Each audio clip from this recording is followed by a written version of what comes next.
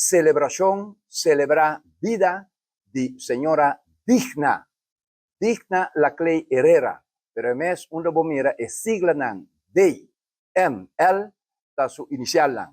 Y te pensé, día prome de noviembre, Digna lo a cumplir 100 años siete na vida.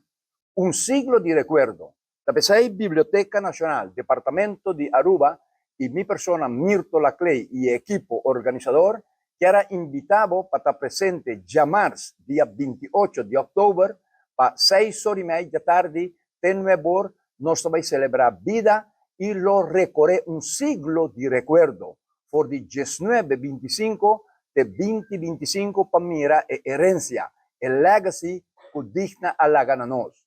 Conocí como mi tabisa poeta, pero también como contador de cuentista,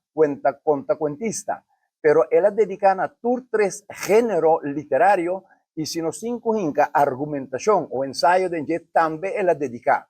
Y tapesei, el grupo aquí nos forma un equipo, nos miran aquí, cu familia, amistad, mi tabisa, consuegro, di digna.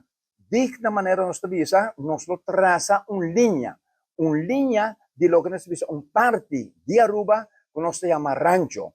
Rancho ora nos tabisa de Waf, Half, Bimpanor, of by Pabou, litoral, tena eagle, nos está papiando ta einan digna a lanta. Y tapesei nos também usa parte de Aruba aquí rancho como un punto estratégico que nos provisa esta comida pa mesa por di caminda di rancho. Of nos può cambiare caminda di comida via rancho. Para mim é um prazer ora como agrava com Digna Laclé, para nós tínhamos ainda com profundidade, com viajar depois com não tem mais nos corda para hey, e quando nós apuntamos e quando nós sei, então me estava a hope ondra e ainda e para conversar, wak parte de sua vida, tá na sua casa e conversar com ele e sa coisa com minuto para passar, então invitava para as minhas coisas, wak para botei, para o qual você vai apresentar de su vida.